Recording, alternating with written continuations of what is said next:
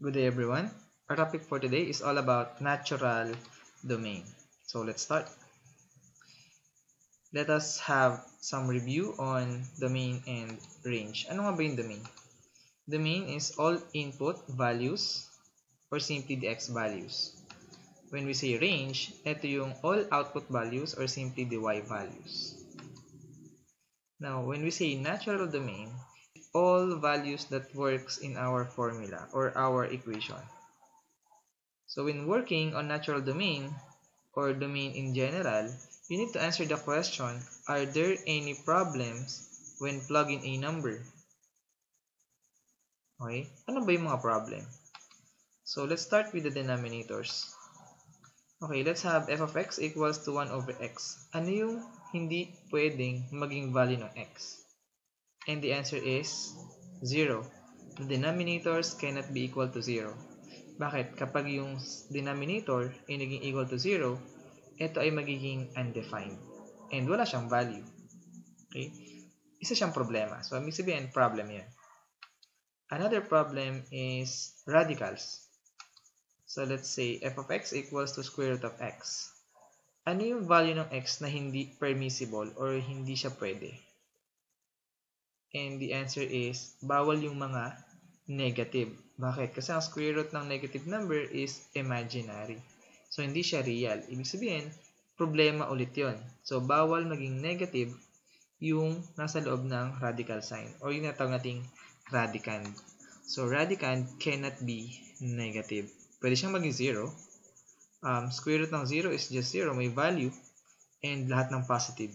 So, ang bawal lang sa loob ng radical sign ay negative. So, tandaang mabuti yung dalawang problema. Denominators, bawal maging 0. Radicals, bawal maging negative. Okay? So, let's have some examples. Determine the domain of the following function. Number 1. f of x is equals to 1 over x plus 3. Solve the solution. Una, meron bang mga bawal na values for x? And the answer is meron. Kasi meron, nasa denominator siya. And again, we know the denominators cannot be equal to 0. Ibig sabihin, yung x plus 3 cannot be equal to 0. Kailan ba siya magzi-0? Kapag yung x ay negative 3. Kaya yung x cannot be equal to negative 3. Kasi kapag tong x ay negative 3, 1 over negative 3 plus 3, this is 1 over 0 and undefined yun. So, in short, ano yung domain natin? So, kung gagawa tayo ng number line, lalagyan natin yung number 3, ito ay not counted, kaya siya unshaded. And lahat pwede maliban sa negative 3. So, paano natin yung susulat yung ating domain? So, we have the domain is equals to negative infinity hanggang negative 3, union, negative 3 up to positive infinity, and yung negative 3 is not counted. So, number 1, we're done. Kung medyo kailangan ng review sa pagsulat ng interval notation, pwede nating balikan yung lesson natin sa paggawa ng interval notation. Okay? So, let's move on to example number 2. We have f of x equals to square root of x squared minus 4. By the way, pwede nating i-check yung sagot natin sa ating online calculator. Okay, tingnan muna natin kung tama yung sagot natin sa number 1. Balikan lang natin. Negative infinity to negative 3. Union negative 3 to positive infinity wherein yung negative 3 is not counted. So, gumawa na ako ng graph kanina. 1 over x plus 3. Ito po yung nangyari. So, mula negative infinity, meron tayo. So, x-axis lang yung goal natin. Bakit x-axis lang? Kasi domain yung hinahanap natin. Okay, so negative infinity, papunta ng negative 3 and stop. Kasi ano siya doon? Asymptote. Hindi siya tama doon. Next, greater than negative 3 hanggang positive infinity na yan.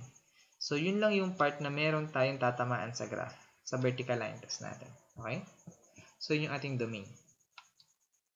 So, let's move on to second example. We have x squared minus 4. Now, ano yung problema? Radicand cannot be negative. So, yun nandun sa loob, bawal maging negative. Pero pwede siyang maging 0. So, anong ibig sabihin? x squared minus 4 is greater than or equal to 0. Must be greater than or equal to 0. Kasi bawal siyang maging negative. Next, paano natin isosolve to? So, ito ay inequality.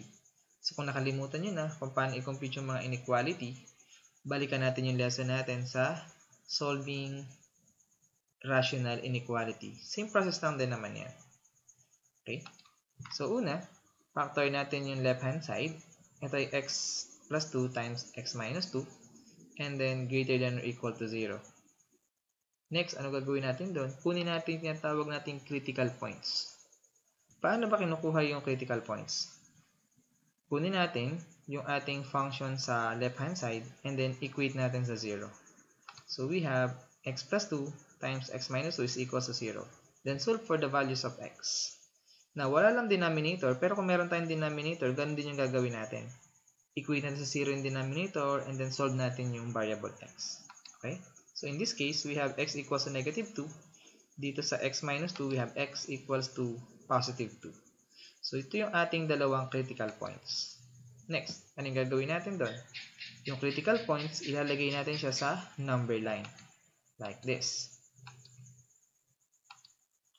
Next, we decide kung yung negative 2 and yung positive 2 is counted or not. So, sana tatandaan nyo pa yung shortcut na binigay ko sa inyo.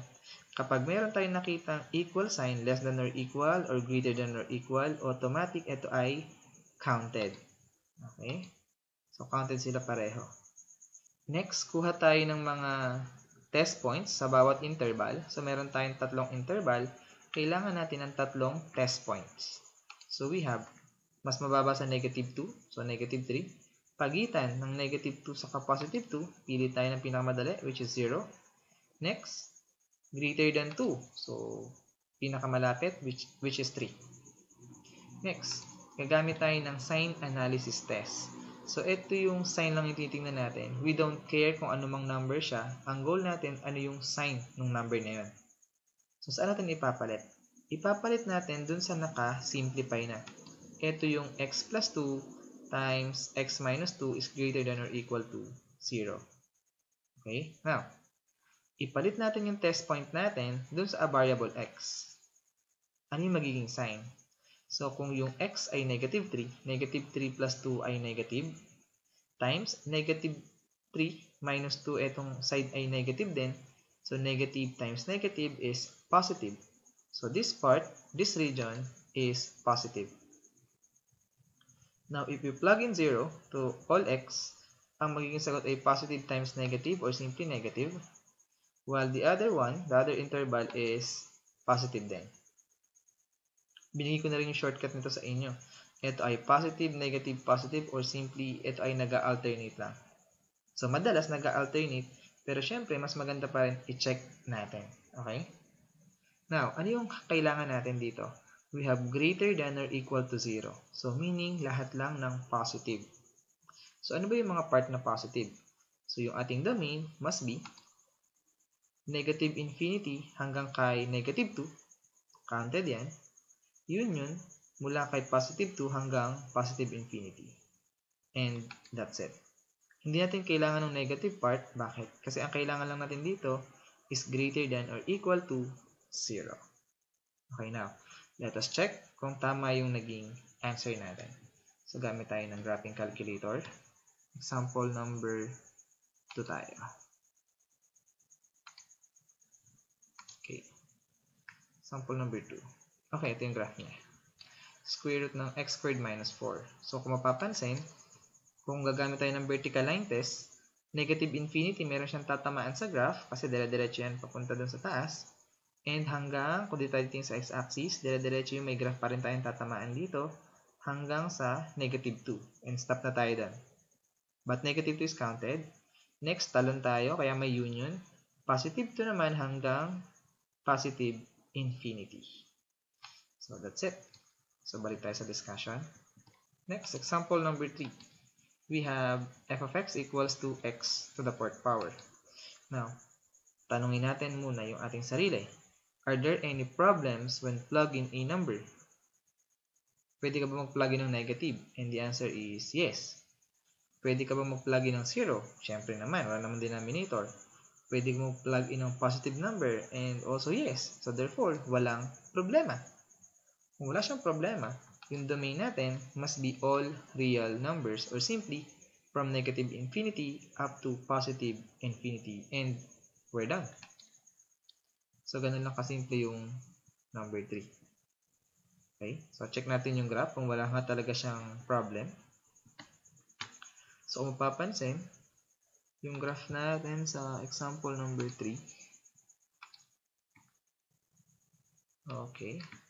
So since pa letter U lang siya, parang parabola pero hindi siya parabola. So mula negative infinity, tatamaan yan kasi ito ay dire-diretso pataas. Sa kabilang side, pataas din. So from negative infinity up to positive infinity, ito ay dire-diretso. You can plug in any number that you want. And makakuha ka ng certain value. Okay? So let's move on to the next example. Example number 4. So medyo mahirap to.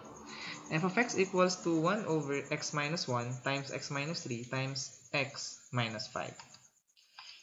So are there any problems when plug in a number? And the answer is meron. Bakit meron? Kasi meron siyang denominator. And denominator natin, bawal maging 0. Kailan ba siya maging 0? Kapag yung x natin ay positive 1. Kasi kapag yung x ay positive 1, itong x minus 1 magiging 0. So, bawal yan. Another, bawal siyang maging positive 3. Kasi itong x minus 3 magiging 0, bawal din yan. Another, yung x minus 5, bawal yung x maging 5. Bakit? Kasi yung x minus 5 magiging 0 and hindi pwedeng mangyari yan. Undefined siya sa part na yun. Okay? So, ibig sabihin, yung 1 is not counted, 3 is not counted, 5 is not counted, and the rest ay pwede. So, ano ngayon yung ating domain? So, yung domain natin ay mula negative infinity hanggang kay 1, union mula kay 1 hanggang kay 3, union mula kay 3 hanggang 5, union mula kay 5 hanggang positive infinity. At yung 1, 3, and 5 are not counted. So, gagamit tayo ng parentheses like this. Therefore, we're done. Ito na yung ating pinaka-domain. Now, check natin kung tama yung ating interval. Gumawa na ako ng graph para hindi na tayo mahirapan. Ito yung ating example number 4. Okay?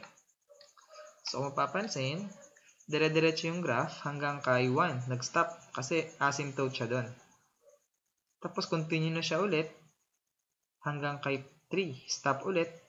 Tapos, continue ulit mula kay 3 hanggang kay 5. Then, stop ulit mula kay 5 hanggang positive infinity na. And that's our domain. Okay? So, kahit sa graph, makikita nyo agad kung ano yung sagot.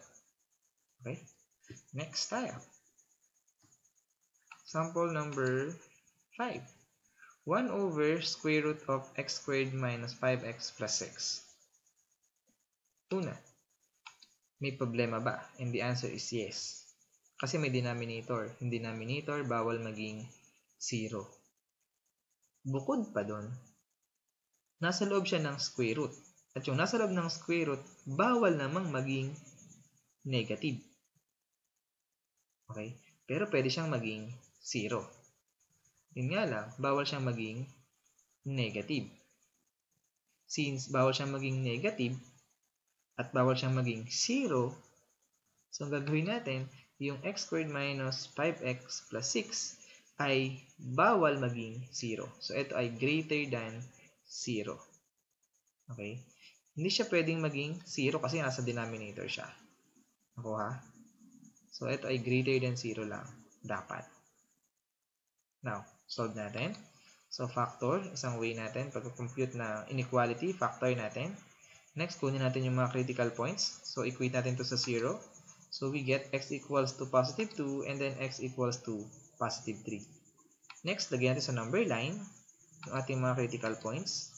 So, ito ay paulit-ulit natin ginawa. Nung topic natin ay inequality. So, maybe balikan lang natin yung video. Mare-recall na ulit natin yan. So, 2 and 3. Next, kuha tayo ng mga test points. By the way, ilagay muna natin na they are not counted. Bakit nalaman agad natin na not counted sila? Dahil wala namang equal sign. Okay?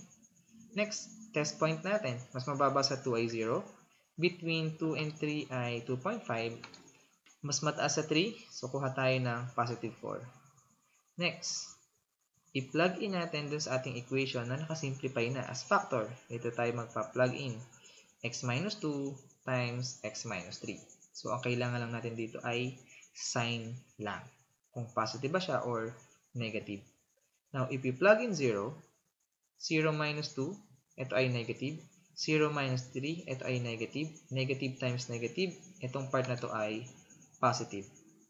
Now, pwede natin i-conclude na ito ay negative, ito ay positive. Kasi nabanggit natin nung nakaraan, ito ay nag-alternate lang. Okay? So, we have negative, ito ay positive. So, pwede nyo i-check. Pwede nyo i-plug in yung 2.5 saka yung 4 para makita nyo, mapatunayan nyo na itong part na to ay negative, itong part na to ay positive. Okay? Next. Ano ba yung kailangan natin dito? Positive lang kasi greater than 0. Therefore, our domain is equals to negative infinity hanggang kay positive 2, not counted, so parenthesis, union, positive 3 hanggang positive infinity. And yung 3 is not counted. And we're done. Okay? So, check natin kung tama. Gamit tayo ng Desmos. Okay. So, we have this one. Dire-diretso. Negative infinity hanggang kay 2. And nag-stop. But hindi siya counted kasi asymptote siya doon. Yung graph na yun. Okay? Next, talon tayo kay 3. So, union kay 3. Hindi kasama yung 3 kasi asymptote nga siya doon. And up to positive infinity na siya. So, yun yung ating domain. Pag sinabing domain, sa x-axis ka lang titingin. Okay, docs? So, let's move on. Example number 6. We have f of x equals to the square root of 6 minus x over x minus 9. Solution. Are there any problems when plugging a number? And the answer is yes. Itong nasa loob ng radical sign, bawal maging negative. So, ano lang pwede sa kanya? Pwede yang maging greater than or equal to 0. But, tandaang mabuti, yung denominator, bawal yang maging 0. Kasi nga, ito ay undefined. So, yun lang yung mga kailangan natin tandaan dito. So, since naka-equate na siya sa 0, kunin na natin yung ating mga critical points. Paano ba kinukuha ulit yung critical points? Kunin yung numerator, equate to 0. Then solve for x. X equals to positive 6. Kunin denominator, equate to 0. Solve for x. X is equals to positive 9. So, therefore, meron tayong dalawang critical points. So, ano yung mga critical points natin? We have, ito ay 6, saka positive 9. Next. Yung 6 ay counted. Bakit counted? Kasi nga, merong equal sign. At saka nandun naman siya sa numerator, okay lang maging 0 yung numerator. Huwag lang yung denominator. So, yung 6 is counted. How about 9? 9 minus 9 is 0. Yung denominator magiging 0. So, ibig sabihin, yung 9 is not counted. Okay? Next. Kuha tayo ng mga test points. Mas mababa sa 6. Ito ay 0. Between 6 and 9. 7. Greater than 9. So, pili tayo ng 10. Next. Plug in natin yung 0 dun sa ating equation dito sa 6 minus x over x minus 9 is greater than or equal to 0. And then, i-check natin kung ano yung kanyang sign. Check natin. 6 minus 0 is positive. 0 minus 9 is negative. Positive over negative is negative. So, this part is negative. Now, we can now conclude na yung kasunod nito ay positive and yung kasunod nito ay negative kasi alternate nga lang sila. But to make sure, i-check nyo pa rin on your own. Okay? But para medyo mabilis tayo, gawin na natin siya positive and negative. So pwede nyo i-try yan and makikita nyo na ito ay positive at itong part na ito ay negative. Next, ano ba yung kailangan natin? Positive or negative? Tandaan, ito ay greater than or equal to 0. So yung kailangan natin ay positive. So ano ba yung positive lang na interval? So yung domain natin must be 6 up to 9. Yung 6 ay counted, yung 9 is not counted. And we're done. Ganun lang kasimple. I-check nga natin sa ating Desmos. Okay, so wala tayong example number 6. Wala tayong example number 6, so gawa na lang tayo. So we have the square root of 6 minus x. Type na lang natin ng mano-mano. Over 9 minus x. Baliktad. X minus 9 pala. X minus 9. Ayun. So, check nga ulit natin. 6 minus x over x minus 9. 6 minus x over x minus 9. So, mapapansin, sa 6 mag-start, hanggang kay 9. Yung 9, not counted kasi ito ay asymptote. Okay? So, from 6 counted up to 9, not counted. So, meaning our answer is correct. Okay? So, balik tayo sa discussion. Let's move on. Example number 7. We have f of x equals to x plus 2 over x squared minus 4. Solution. We have f of x equals to x plus 2 over itong x squared minus 4, pwede pa siyang i-factor. So, i-factor natin siya as x plus 2 times x minus 2. Next, pwedeng i-cancel yung x plus 2 sa yung x plus 2 sa taas at saka sa ibaba. So, ano lang matitira? 1 over x minus 2. Okay? But again, don't forget na yung denominator mo, bawal yung x ay maging negative 2 at bawal din yung x ay maging positive 2. So, kapag kumukuha tayo ng domain, tandaang mabuti, kahit na mag-cancel ka, isasama mo pa rin yun sa restriction. Ulitin ko, kapag meron kang factor na makakancel, pag nag-simplify ka, at kailangan mong kuhanin yung domain, kailangan mo pa rin isama sa restriction kahit na na-cancel mo na. Okay? So, kailangan pa rin isama. So, ulitin ko lang, yung x cannot be negative 2 at yung x cannot be positive 2 kasi magiging 0 yung denominator. Nakuha? So, gawa tayo ng number line. Lagay ulit natin itong negative 2 and positive 2. Next, negative 2 is not counted and this is not counted also kasi nasa denominator sila. Next, so lahat ay pwede except for these two numbers. So, ano yung domain natin dito? Domain natin must be negative infinity to negative 2, union, negative 2 hanggang kay positive 2, not counted, union, 2 to positive infinity. And that's it. We're done. Now, merong sinasabi sa atin kapag now, this is a special case. Kaya ko siya binigay as an example. Kaya dumami yung example natin. Kasi special case to. So, when you have a common factor on both numerator and denominator, kagaya nito may common factor sila, or in the form 0 over 0, bakit siya naging 0 over 0? So, if we plug in negative 2, yung numerator magiging 0, yung denominator magiging 0 din. Kaya siya 0 over 0. At kapag nangyari yon, wala tayong asymptote. Ano yung meron tayo? Meron tayong whole or simply may butas yung graph natin. Okay? Papakita ko yun mamaya sa graph. Otherwise, kung hindi mo makakancel, meron kang tinatawag na asymptote or simply yung vertical asymptote. So in this case, meron siyang butas sa x equals to negative 2, sa tapat ng x equals to negative 2, butas siya doon. Walang laman yun, butas lang yun. And asymptote siya sa x equals to positive 2. Now, ipakita natin yung graph Neto. Yun nga lang, hindi tayo sa Desmos ngayon magagraph. Kasi si Desmos, sinisimplify na niya agad. Kaya hindi niya na ipapakita yung whole. Kaya ibang graph yung gagamitin natin. Tandaang mabuti yung sagot ha. Negative infinity to negative 2, union, negative 2 to positive 2, union, 2 to positive infinity. Okay, so graph natin. Ginawa ko na yun kanina. Ito siya. X plus 2 over x squared minus 4. So, gumamit naman ako ng symbol lab. So, pwede nyo rin itong i-download. Libre din naman to. Okay, so tingnan natin mabuti. Sa tapat ng negative 2, ang sabi doon ay whole. Tingnan natin itong part na to. Ito ay whole, ito ay butas, itong part na to. Tingnan nyo mabuti.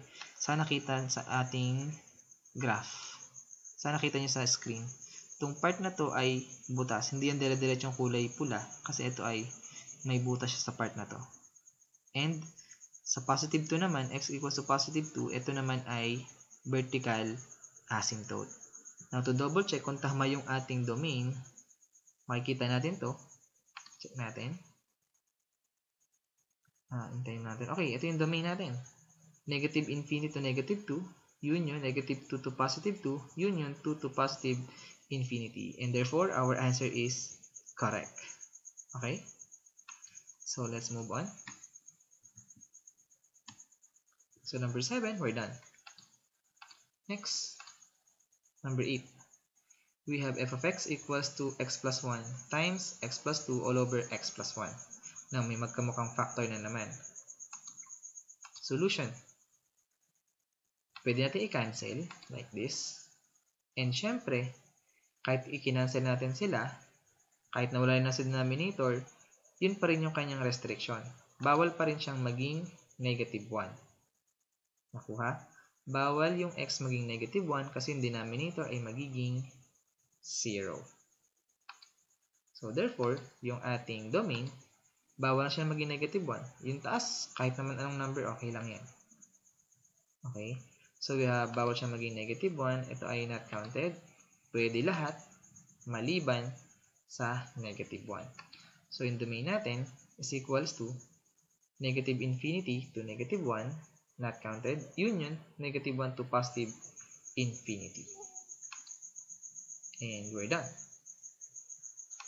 Also, meron siyang butas sa x equals to negative 1. So, if we graph x equals to negative 1, automatic magkakaroon tayo ng butas dun sa ating graph. So, siya, ginarap ko na yan kanina. Ayun, lumabas na yun. Okay, so ito yung kailangan natin. X equals to negative 1. Asan ba yung x equals to negative 1? Itong part na to. So, mapapansin, x equals to negative 1, pag tinapat ko yung cursor, ito ay daw ay undefined. Kasi nga, butas siya doon. So, dire-diretso yung ating pula, pagdating dito ay nawala, kasi nga ito ay butas. Now, check natin yung ating domain. Kung tama yung ating sagot. We have negative infinity to negative 1, union, negative 1 to positive infinity. At ito yung nakuha nating sagot. So, therefore, our answer is correct. Okay? And that's all for today. As always, that's it.